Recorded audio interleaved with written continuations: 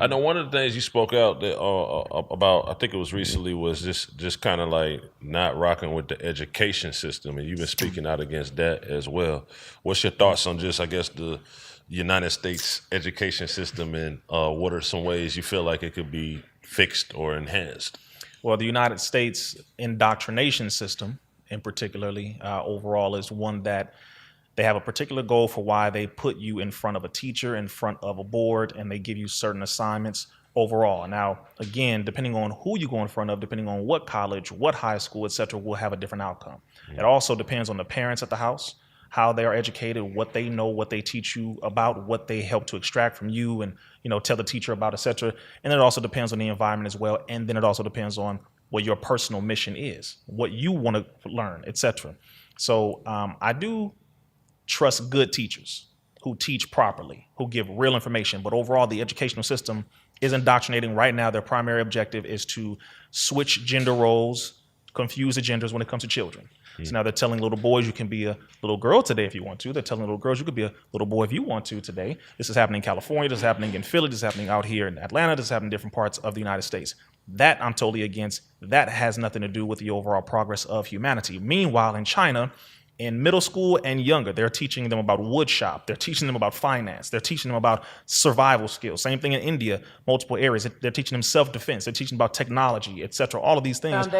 Foundational things to build an actual society. Meanwhile, we're telling our children you can be what you feel. You can identify as what you want to identify as. Eat whatever. Oh, you did your best. Let's just go ahead and pass them on. We are creating more uneducated, idiotic children today than ever before. The grades have slipped so low now in literacy and comprehension skills. And I'm talking about across the board, across the United States. There are less intelligent children now. The IQ has slipped tremendously, and more people are functional illiterates, meaning more people are operating in day-to-day life who can't read or write. This is what is happening in the United States government as a result of this indoctrination system that people call education. So that's overall. But there are good teachers who teach right. We should really highlight them more. Focus on the independent schools that actually produce good children who know what they need to do, who build society, because we have a lot of those too. So that aren't necessarily mandated by that indoctrinated curriculum. Correct. Okay. Correct. That are actually teaching real information, real history, real science, real skills, real trades, things like that. So we should really big them up and uplift them more, and not just go into the cookie cutter system that this government produces. You think a big part of it too is just educating yourself? Like, just as you go through the journey of life, like just grabbing certain books, like we talked about some books last time, and just getting your own education?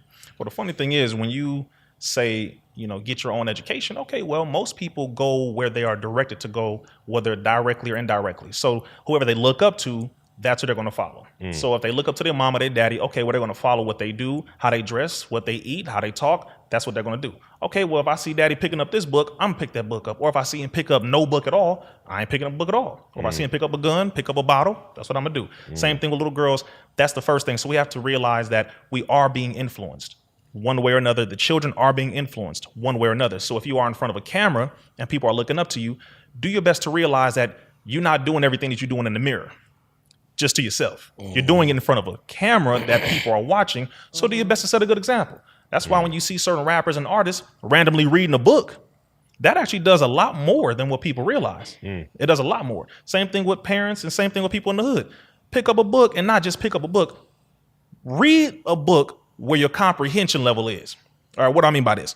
Don't pick up a book because you heard about this book and you want to look smarter than what you really are. Because now this is where you start getting people big capping out here like, okay, yeah, I read the autobiography of brother. Can you spell autobiography, brother? Now, hold on. I'm being serious. We got to humble ourselves.